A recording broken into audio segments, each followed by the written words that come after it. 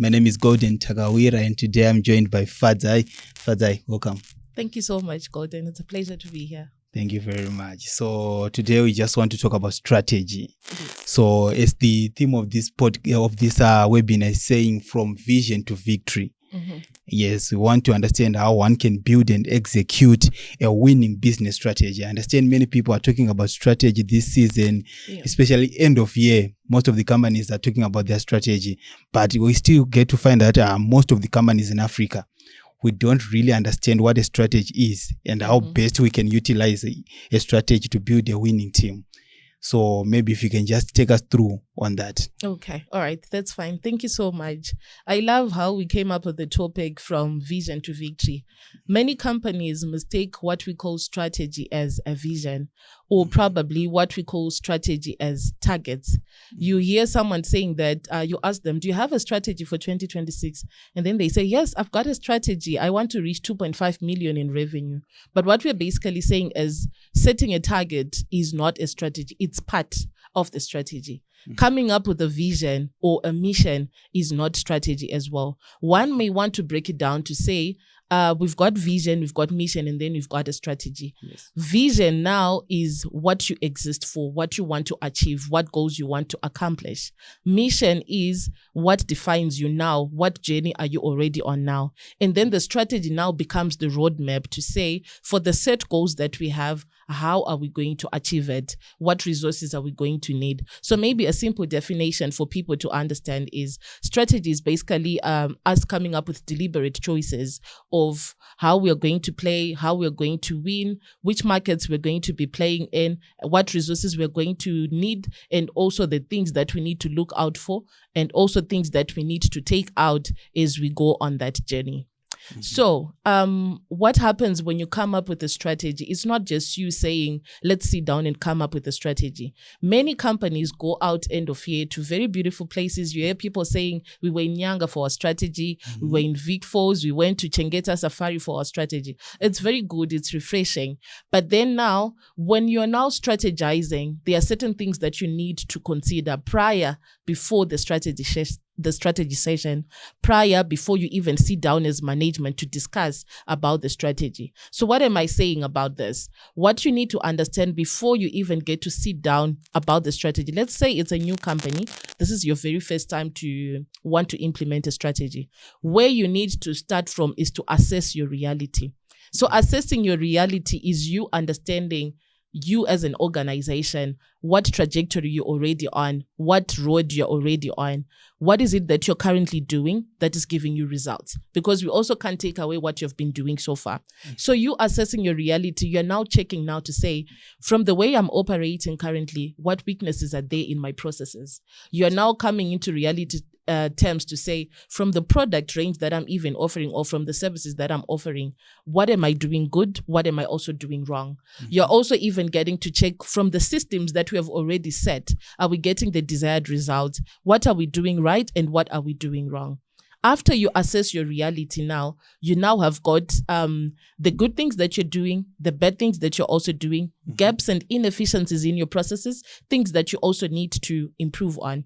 Once you now have assessed your reality and you now have got all of the findings, you now move now to what we say, you're now prioritizing how you're going to be plugging in all these gaps. Because like I said, strategy is a roadmap. It's more like a direction on how to achieve the goals. So this direction now is now coming in with you plugging in all these gaps so that you achieve the desired results, so that when you're now setting those deliberate choices, they are well guided and well structured. So after you assess your reality, you come up now with the deliberate choices. So what you need to do when you go for that strategy session in Nyanga or Victoria Falls, wherever you're going to go, when you're now starting, you are starting from what choices, deliberate choices can we make to plug in these gaps? What sort of deliberate choices can we make to win as a company? Winning now is not just you setting targets. It's you defining the market that you want to play in. It's you defining the niche that you're going to be servicing as a client. It's also you defining how you want to be known in the market, how you want to be defined as an organization. Once you define all those things, once you also identify your strengths, your weaknesses, the opportunities that are also there, as well as the threats, you now know to say, for me to achieve 2.5 million, what sort of resources do I need? I need 2.5 million. How am I going to get it? I'm going to play in these particular markets. I've got so many clients that get to approach me when they are trying to strategize. But then you realize what the common confusion that they've been having all along is because they had many service offerings.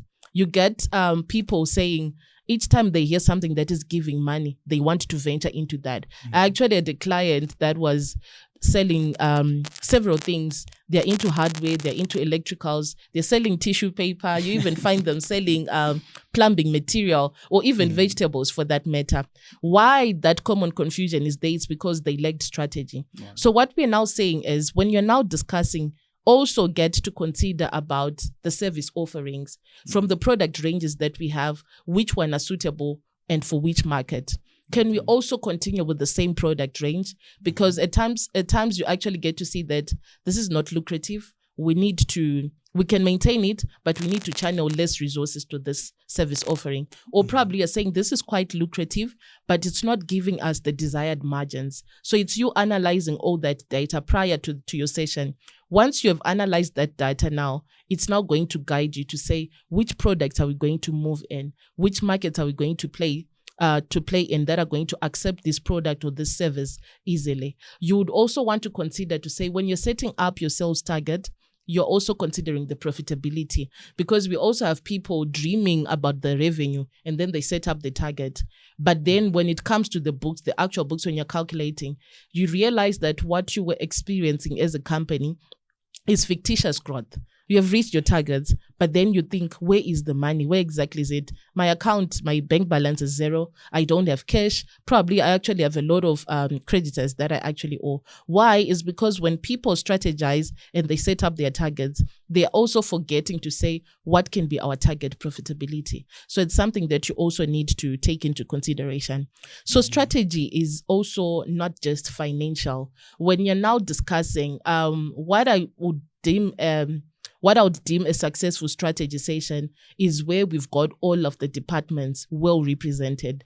Why? Because the strategy is not just for finance only. The strategy is not just for one department. It's us coming together for the sake of the company. Yes. It's us coming together now to define us as a company. So for you to have a successful strategy session, there is need to have every department represented. What's our finance strategy? What's our sales strategy? What's the marketing strategy? Because all these things go hand in hand. Let's say, for starters, we start with the marketing strategy. We have defined the markets that we want to play. We have also defined how we're going to be marketing, whether it's the brand that we want to push or it's the products for the purposes of lead generation. The leads have come through. The sales now come into play. Yes. How are we now going to nurture these leads to convert into revenue? We're now thinking, as part of the sales strategy, what sort of salespeople do we need? What sort of resources do we need? Take, for example, maybe it's a construction company. We've got the leads, they've come in, but then your type of people that you get that get to nurture the lead, that get to go out in the market to prospect, well guided by what you want to achieve. So what I'm saying here is that these things are intertwined. You've got the leads. We have defined the salespeople that we're going to need in regards to stature, experience, charisma, etc. Once the salespeople manage to nurture the lead and then they close the lead, the finance is now coming in. So finance is now coming in to say, when money is going to be realized, what are we going to do? How are we going to receive the money? How are we going to disburse it? How are we going to have reserves? What sort of budgets do we need for the purposes of the spending culture and for the purposes of investment? Probably the salespeople have gone to convert the leads into revenue, but the revenue is not entirely cash. Finance would also want to have a strategy to say, how can we be more liquid as a company? So finance defining how they can be more liquid or how they can get to recover the debts, hence coming in the finance strategy. From the finance strategy, the resources are now there. We've got the money. We now want to spend. We now want to invest. We also have got our daily operations. We've got people in stores requesting stock. We've got people in operations or in production doing their day-to-day task. HR is now coming in to say, how do we manage all these people? HR is now coming in to check, do our people have PPE? Do they have contracts? Do they have clear policies to guide them? What sort of policies needs to be introduced? What sort of policies also needs to be changed? Because strategy is not just for first timers only. Some people may even want to think that strategy is for big corporates. But what I'm saying is strategy is for everyone. For as long as you're in business, you need strategy. Why? Because these things are intertwined, like I said. So you'd want to set the tone to say, right from where we start to where we end, what processes are going to be there? What do we need to improve? What do we need to take out? As well as what do we need to introduce as a new element?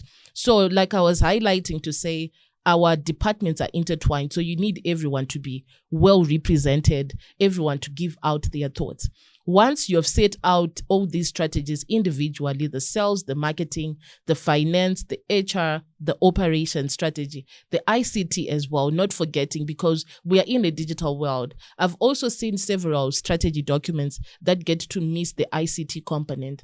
There is nothing that you can do in regards to strategy if you miss out the ICT. Why? Because we are now living in a digital world that is mainly centered around innovation. So you'd also want to understand what sort of innovation can we bring into our business. You wouldn't want to be like those old traditional companies where they are still stuck on the previous or the traditional systems that we used to do. Quite recently, I had an engagement with one of my clients.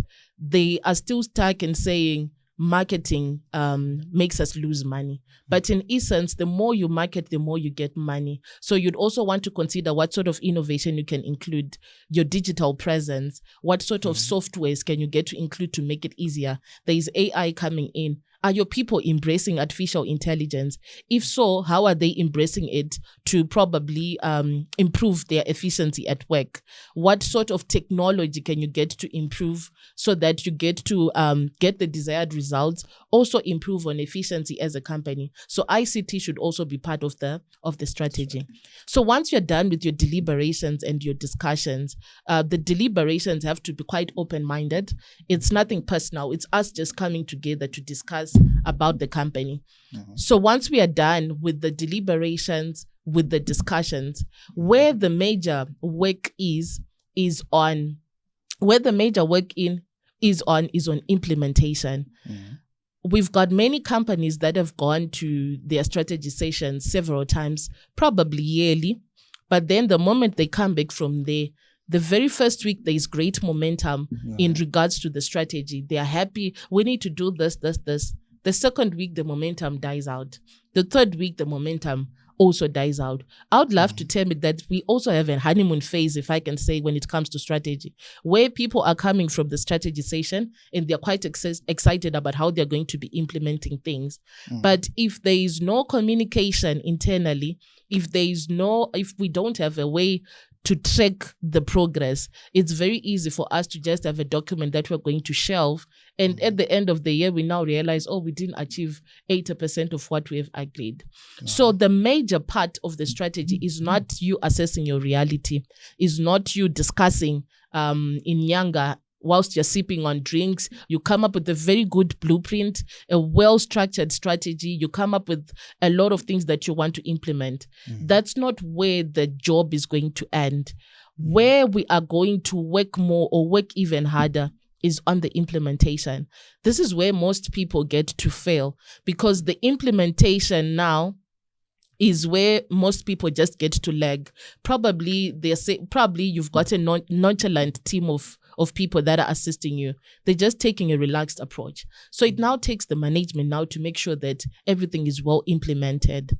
So how best can one implement their strategy? What you now need to agree on is, one, you should have trackers to say, in the first quarter, what is it that would have done or accomplished for us to say we've been successful?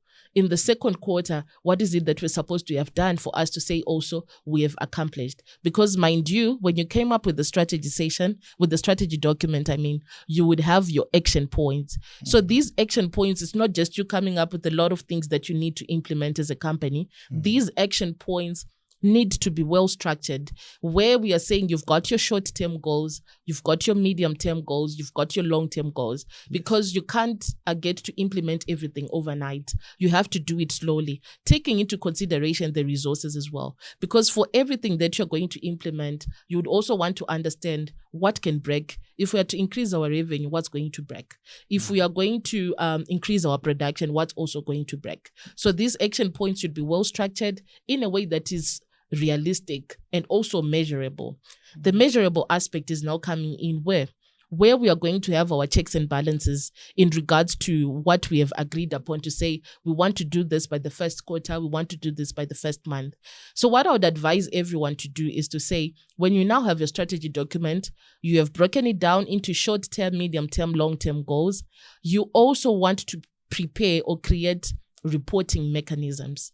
Reporting is one of the worst things that employees want to do. No one wants to report. No one wants to report. Because by you reporting, you're basically managing yourself. Because if my manager doesn't get to supervise what I'm doing, I just do whatever I want. I just take on my day however I want to do it. Yes. But if I know that I've got a report that I'm supposed to submit, I know that I'm supposed to accomplish my targets, I'm supposed to accomplish this task, because there's someone on the other end who is checking. Yes. So you'd also want to establish a reporting mechanism to make it easier for you to implement the strategy.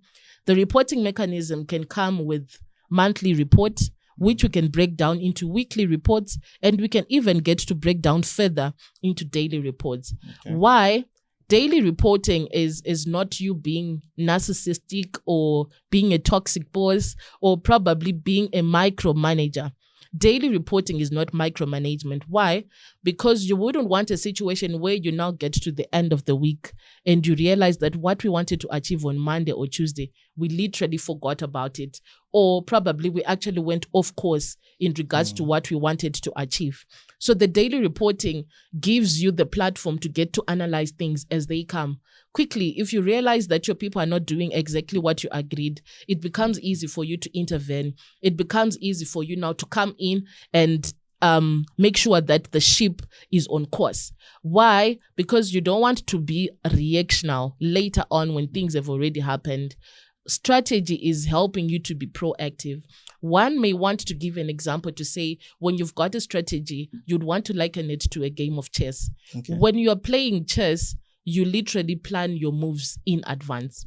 When you're playing checkers or draft, you react to how the other person moves. Yes. They move their item, pieces, their pieces, and then you get to react. But in chess now, you want to plan your next 5 moves. If Golden is going to move their pieces this way, this is how I'm going to react. If they get to make this move, this is how I'm going to react. So you coming up with a well-crafted strategy, you've got a well-crafted game plan. So this game plan now needs to be checked each and every day. It needs to be checked weekly. So once you've got your people now reporting, you've established your reporting mechanisms,